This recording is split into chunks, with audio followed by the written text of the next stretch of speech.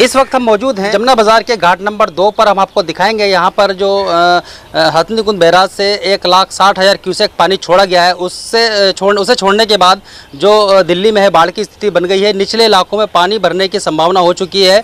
तो जमुना का पानी जो है ओवरफ्लो हो चुका है। जमुना खतरे के निशान से ऊपर बह रही है इस वक्त, और जो निचले इलाके में जो लोग रह रहे थे उनको बाहर कैंप लगाकर उनको सुरक्षित जगह पर, सुरक्षित स्थान पर उनको लाया गया है।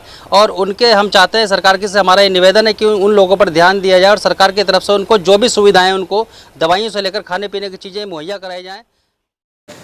राजधानी दिल्ली में पानी की किल्लत अब खत्म होती दिखाई दे रही है, वहीं दूसरी तरफ बाढ़ जैसी स्थिति भी बनती दिखाई दे रही है। ऐसा हम इसलिए कह रहे हैं क्योंकि दिल्ली के कई इलाके यमुना नदी के साथ में बसे हुए हैं। उन इलाकों में बाढ़ का खतरा मंडराने लगा है। प्रशासन ने लोगों को तो सुरक्षित स्थान पर पहुंचा दिया है, लेकिन निचले इलाकों में रहने वाले लोगों की जो समस्या है वो कहीं ना कहीं बढ़ती दिखाई दे रही है। इंद्रदेव राजधानी दिल्ली में नहीं पूरे भारत में मेहरबान हो रहे हैं। पहाड़ी इलाकों में लगातार मूसलाधार बारिश के बाद हथनीकुंड बैराज से छोड़ा गया 1,59,000 क्यूसेक पानी अब वही पानी दिल्ली यमुना में आ चुका है। यमुना में पानी देखकर कयास लगाया जा रहा है कि राजधानी दिल्ली की पानी की जो किल्लत है वो खत्म हो जाएगी। वहीं दिल्ली में पानी की किल्लत से दिल्ली में हाहाकार मच रहा था, जिसके चलते दिल्ली के जल मंत्री राघव चड्ढा ने भी चिंता जताई थी। हरियाणा सरकार पर आरोप लगाते हुए कहा था कि हरियाणा सरकार दिल्ली को पानी नहीं दे रही है। अब हथनीकुंड बैराज से 1,59,000 क्यूसेक पानी छोड़ा गया है। वही पानी अब दिल्ली यमुना के किनारे आकर लग चुका है। यमुना नदी को अब आप देख सकते हैं, पिछले कुछ दिन पहले ये बिल्कुल सूखी हुई थी, लेकिन आज यह पानी से लबालब भरी हुई है। ऐसा नज़ारा पिछले कई वर्षों से ये यमुना में देखने को नहीं मिला था। दिल्ली यमुना नदी का जल स्तर बढ़ने के बाद कहीं ना कहीं अब ये अनुमान लगाया जा रहा है जो दिल्ली में पानी की बढ़ती किल्लत है उसे दिल्ली वासियों को राहत मिलेगी। आपको बता दें, राजधानी दिल्ली में घटते वाटर लेवल को बढ़ाने के लिए दिल्ली सरकार ने तिगड़ी यमुना घाट पर एक पायलट प्रोजेक्ट भी लगाया था, लेकिन पायलट प्रोजेक्ट के बाद यमुना में हरियाणा की तरफ से पानी हमेशा कम छोड़ा गया, जिसके चलते राजधानी दिल्ली में पानी की जो किल्लत वो लगातार बनी हुई थी। यमुना नदी दिन प्रतिदिन सूखती चली गई थी। वहीं जब से ये पायलट प्रोजेक्ट बना है तब से अब तक यमुना नदी का पानी पहली बार इस पायलट प्रोजेक्ट में आया है। जैसे ही पानी इस पायलट प्रोजेक्ट में आया तो तमाम फ्लड विभाग के अधिकारी अब यहाँ यमुना नदी में बढ़ते जल स्तर की जानकारी उच्च अधिकारियों को लगातार दे रहे हैं।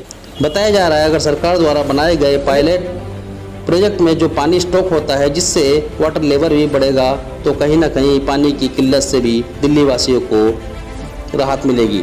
Report Khalil Ansari, JKS news.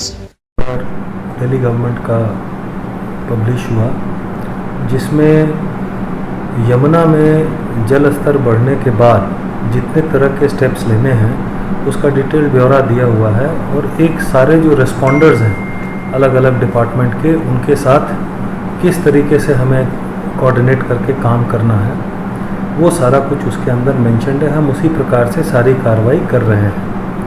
DM east जो हैं वो इसकी नोडल ऑफिसर्स हैं। इसके अलावा हम लोगों ने अपने ज़िले लेवल पे और इंटर डिस्ट्रिक्ट लेवल पे एक व्हाट्सएप ग्रुप बना हुआ है, जिसके ऊपर इंफॉर्मेशन का आदान प्रदान होता है और जितने भी नेसेसरी स्टेप्स हैं उसके ऊपर इंगित कर दिए जाते हैं, जिसके अनुसार कार्रवाई होती है।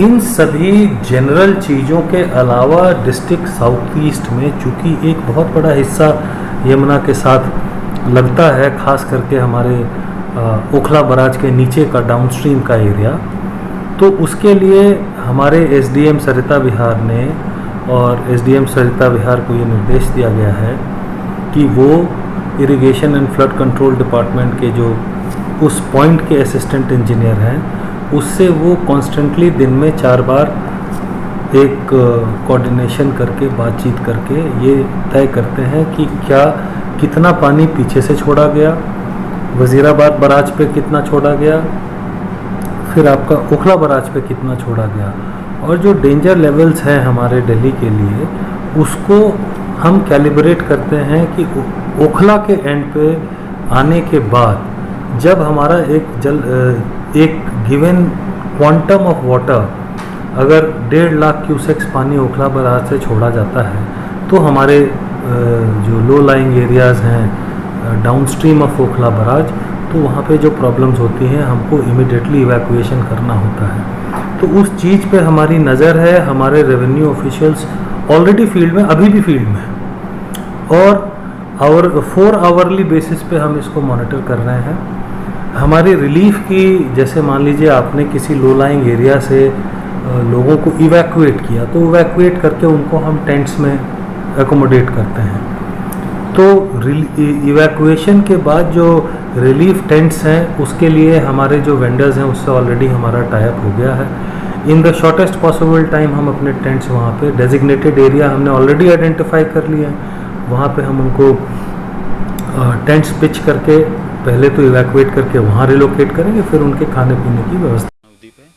नदी जी, यहाँ जो पानी है, जो जमुना का स्तर है, वो कब से बढ़ना यहाँ पर शुरू हुआ है? ये परसों शाम से बढ़ना स्टार्ट हो गया था। तो आप यहीं के स्थानीय हाँ, निवासी? हाँ, यहीं रहता तो हूँ। क्या कहना चाहेंगे, जैसे पानी यहाँ पर बढ़ रहा है तो उससे जो लोगों को समस्याएं तो नहीं बन रही समस्या है? तो है ही, पानी बढ़ेगा तो समस्या होगी। हम यहाँ रह रहे थे, हमारे सबके बाहर निकाल दिया गया है गवर्नमेंट ने हमें।